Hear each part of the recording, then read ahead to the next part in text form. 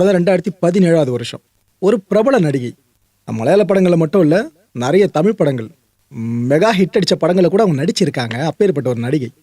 அந்த நடிகைய பாலியல் துன்புறுத்தலுக்கு உள்ளாக்கி இருக்காங்கன்னு சொல்லிட்டு தான் ஒரு புகார் பதிவு செய்யப்படுதுங்க. அந்த நடிகை தரப்புலேருந்து புகாரா குடுக்குறாங்க 2017.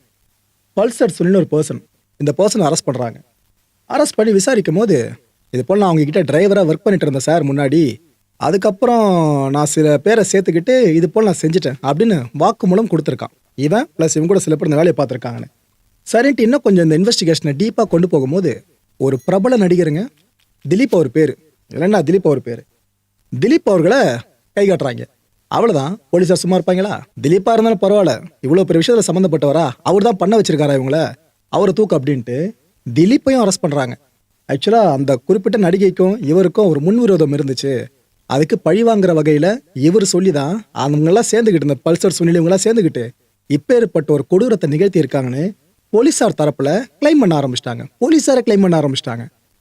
கிட்டத்தட்ட 251 சாட்சியங்கள் இந்த ஒரு வழக்குல மட்டுமே எல்லாத்தையும் பதிவு செய்யப்பட்டாச்சா. இப்ப அதாவது இன்னைக்கு தீர்ப்பு வழங்கப்பட்டிருக்கு. 8 வருஷங்கள் பழைய கேஸ்ல இன்னைக்கு தீர்ப்பு கொடுத்திருக்காங்க. நிறைய பேர் எதிர்பார்த்தது கண்டிப்பா இவர் தான்ப்பா குற்றவாளின்னு சொல்லுவாங்க, ஒன்னு இவர் தான் இருப்பாருன்ற மாதிரிலாம் பேசினாங்க. ஆனா என்ன தெரியுமா ட்விஸ்ட், கோர்ட் சொல்லிடுச்சு, இவர் மேல முன்வைக்கப்பட்ட குற்றச்சாட்டுகள் இருக்குல்ல, அதுக்கு போதிய ஆதாரங்களை சமர்ப்பிக்க தவறிட்டீங்க. அதனால திலீப்பை மட்டும் இல்ல, அவரோட ஃப்ரெண்ட் ஒருத்தர் ஷரத்னு சொல்லிட்டு இந்த 2 பேரையும் விடுவிச்சிடுற அந்த வழக்குல இருந்து அப்படின்னு கோர்ட் வேர்டிக்ட் கொடுத்துருச்சு. கூடவே பார்த்தீங்கன்னா அந்த மற்ற 6 பேர் இருக்காங்களா, அந்த 8 பேர்ல 2 பேர் விடுவிக்கப்பட்டாங்க. மற்ற 6 பேரும் பார்த்தீங்கன்னா குற்றவாளிகள் அப்படின்னு கோர்ட் தீர்ப்பு வழங்கிடுச்சு. குற்றவாளின்னு தீர்ப்பு வழங்கப்பட்ட அந்த 6 பேர் இருக்காங்களா, அவங்களுக்கான தண்டனை விவரம் என்னன்றது வர்ற 12ஆம் தேதி கோர்ட் அறிவிக்க போகுதுங்க.